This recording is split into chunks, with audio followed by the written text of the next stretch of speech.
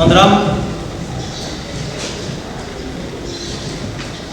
qui nous a tous emportés dans une émotion telle que les esprits ont atteint un point tellement élevé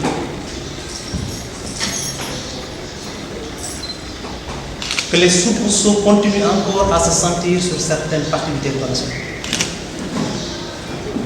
Mon devoir de procureur de la République, près le tribunal de grande instance de Saint-Louis, a été, tout de suite après avoir été informé de ce qui s'est passé,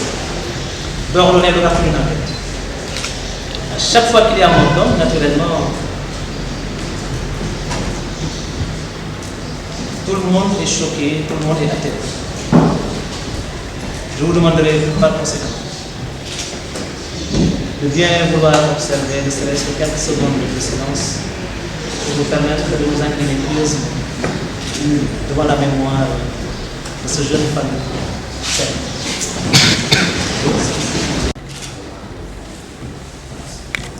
Je vous remercie.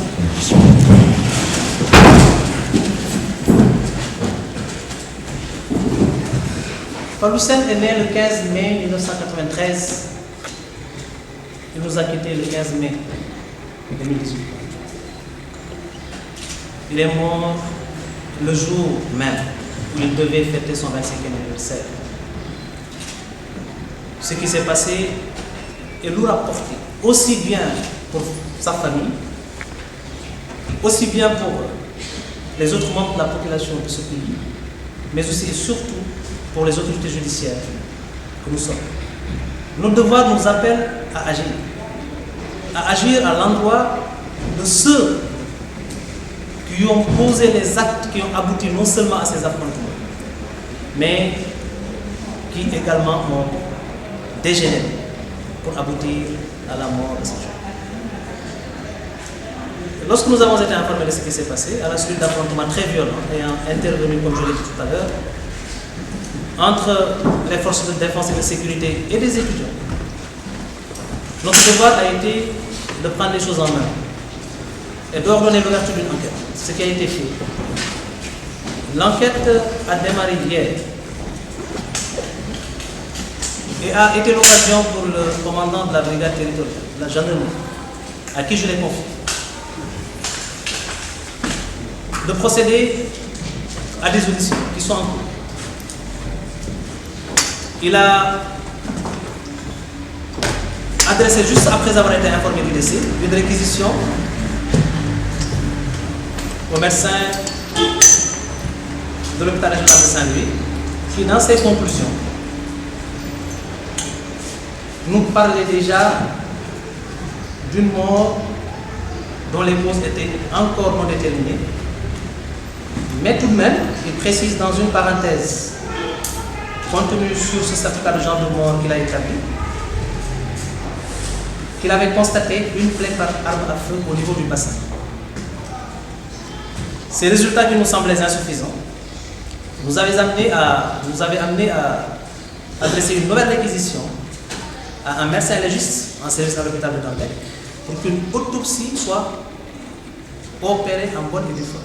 Ce qui a été fait. Nous venons de recevoir les résultats. Et le médecin légiste requis a conclu pratiquement en retenant la même chose que ce qui a été conclu par le médecin de l'hôpital régional de Saint-Louis, parce qu'il a constaté l'existence d'une plaie pelvienne avec des lésions viscérales, une rupture des vaisseaux iliaques, primitif gauche et une hémorragie de grande abondance à la suite de vos blessures par arme à feu. Tout ceci pour vous dire, messieurs, que ce qui s'est passé à l'université Gaston Berger de Saint-Louis est un drame national qui n'honore personne. Notre pays est une grande démocratie qui obéit naturellement à une organisation qui met en scène des hommes et des femmes qui déploient leur action dans le cadre de structures bien organisées. Et c'est dans ce cadre que dès la survenance de ces événements, ce qui devait être fait l'a été, la saisine des autorités judiciaires. Ce qu'il faudra préciser à ce niveau, c'est que notre vocation en tant qu'autorité judiciaire n'est pas de traquer des individus qui n'ont aucun lien avec une infraction. Notre vocation est de recevoir des dénonciations, de recevoir des plaintes, de constater des faits délictueux ou criminels et de procéder à l'ouverture d'enquêtes dont la vocation sera certainement la recherche d'éléments de preuve qui aboutiront à l'identification et à l'interpellation des auteurs. Ce qui a été ordonné depuis hier date de survenance de ce drame. C'est une enquête qui est en train d'être menée et qui a été l'occasion déjà d'une réquisition adressée à un homme de l'art qui a conclu de façon certaine que Fallou Sène est décédé suite à une blessure par arme à feu. C'est indéniable. Une enquête qui a été l'occasion et qui l'est encore pour l'officier de police judiciaire et son équipe d'enquêteurs qui, dès la réception de l'élément primaire du renseignement, a commencé à déployer son action avec non seulement ses enquêteurs, mais aussi un groupe d'enquêteurs qui est venu en renfort. Une enquête donc qui a été l'occasion pour cet officier de police judiciaire de procéder à des auditions. Tous les blessés ont été en place, sauf deux. Tous les membres de l'escadron territorial de Saint-Louis, qui étaient en intervention à Saint-Louis, à l'université Gaston-Berger, le jour où il y a eu ce fâcheux événement, tous ces membres seront entendus. La plupart d'entre eux le sont déjà. Tout cela pour vous dire que depuis hier, le commandant de brigade à qui l'enquête est confiée avec ses hommes sont à pied d'œuvre pour poser tous les actes et explorer toutes les pistes de réflexion et d'action qui permettront de rassembler le maximum d'éléments pour procéder d'abord à l'établissement matériel de l'infraction, parce qu'on devra se pencher dans un premier temps sur ce niveau-là, avant maintenant d'envisager les différentes implications possibles qui permettront d'aller vers l'auteur de ce drame. La précision de taille que je souhaiterais apporter à ce niveau est relative à la nature de l'affaire. Si nous avons estimé devoir nous autosaisir entre guillemets de ces faits dès leur survenance et dès qu'ils ont été portés à notre connaissance, c'est parce que dans notre entendement, nous sommes en face d'un événement qui a mis en scène plusieurs acteurs, avec plusieurs victimes dont l'une est décédée.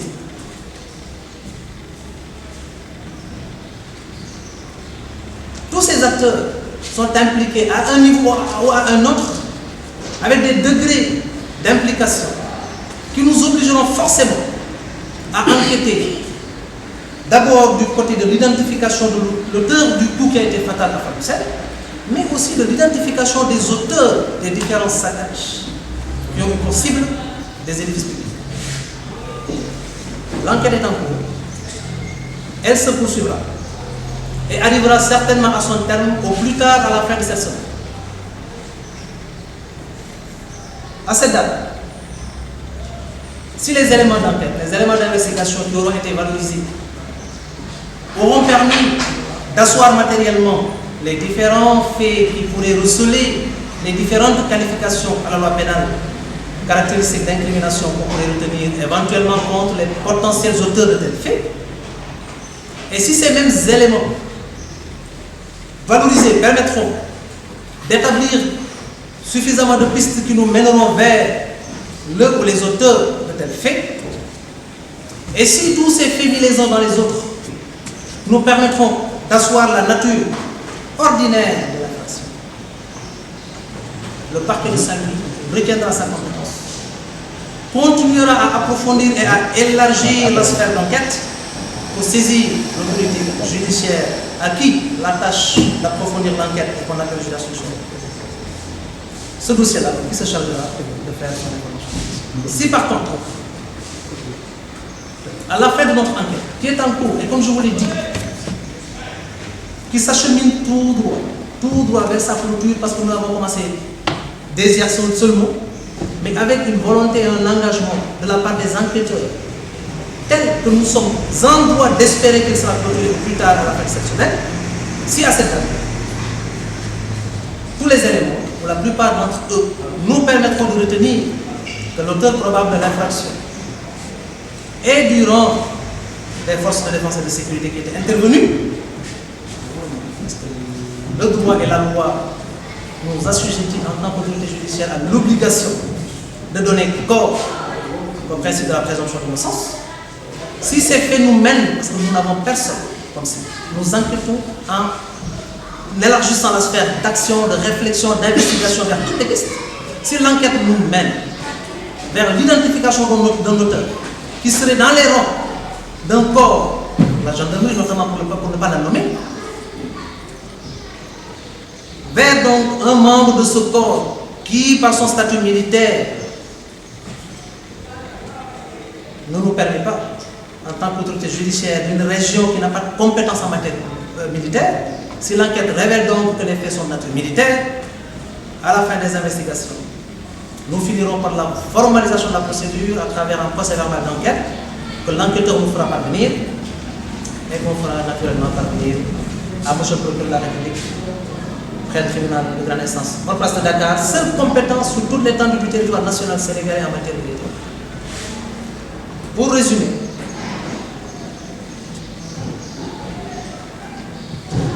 l'appel que je lance à nos frères, nos soeurs, nos neveux, nos nièces, nos enfants et tout, et que nous partageons leur peine. Je ne suis pas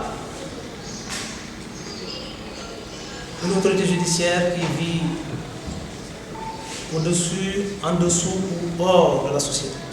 Je partage leurs épreuves, je partage leurs peines. Nous avons tous nos frères et nos sœurs étudiants. Nous vivons leurs souffrances, nous vivons leurs peines et nous partageons leurs douleurs quotidiennes au niveau des campus que nous avons nous-mêmes vécu, ces peines et ces douleurs. L'assurance que je souhaiterais leur apporter, le soutien que je souhaiterais leur apporter, au-delà du fait que nous nous inclinons pieusement devant la mémoire, c'est que tous les moyens sont en train d'être mis en œuvre pour que matériellement, tous les contours de cette affaire soient cernés pour qu'on puisse conférer à ces faits leur véritable qualification. Pour qu'en fin de compte, si le procureur de Saint-Louis est compétent en raison de la nature de l'affaire, c'est technique, je ne pourrais pas entrer dans les détails, les suites judiciaires et légales appropriées nous soient à cette affaire. Par contre, si cette affaire est de nature militaire, nos sphères d'action primitive, initiale, se limitent à l'accomplissement de tous les actes d'enquête. Tous les actes d'enquête qui sont en train d'être menés encore une fois. Je vous ai parlé de l'autopsie qui a été faite avec les résultats qui nous sont déjà parvenus. Je vous ai parlé d'auditions qui sont en train d'être menées et qui visent même, et ça je vous le dis, non pas comme auteur ou comme suspect, mais des auditions qui visent même les chefs d'unité qui ont eu à conduire cette mission d'intervention au niveau du GP. Tout le monde sera entendu. Si ces différentes auditions et l'exploitation des différents éléments d'enquête permettront d'asseoir à la fin de ces actes d'investigation la nature militaire de cette enquête, le procureur de la République de Saint-Louis, incompétent en matière militaire, se chargera pour la phase d'intervention qui est la sienne et qui est celle de l'enquête, de poser tous les actes qui lui permettront d'enrichir l'enquête et d'offrir au procureur de la République près du tribunal de grande instance au place de Dakar un procès verbal qu'il pourra utilement exploiter et lui réserver la suite légale et judiciaire. Ici, je sais qu'il est en mesure de le faire parce que je le connais pour sa compétence. Ce sont les éléments, mesdames, messieurs, que le parquet de Saint-Louis voulait apporter et partager avec vous, tout en précisant que cet exercice auquel nous nous sommes livrés est fondé sur la loi sénégalaise qui prévoit à chaque fois que le procureur de la République estime devoir informer l'opinion de faits qui ont pu porter atteinte, soit à l'intégrité physique d'un individu, ou à l'intégrité tout court d'un individu, moral ou autre, ou alors à son patrimoine, et que les moyens et la clameur publique peuvent être tels que ces faits pourraient être mal interprétés et être même les germes d'un trouble à l'ordre public, c'est la loi portant code de procédure pénale du Sénégal, l'article 11, modifie, qui prévoit cette possibilité pour le procureur de faire un point de presse, partager les quelques éléments dont il dispose et faire comprendre à l'opinion que les actes qui doivent être posés le seront en toute responsabilité pour qu'en fin de compte, on puisse aboutir à un résultat qui permettra de restaurer ou de garder intacte la crédibilité de la justice. Je vous remercie.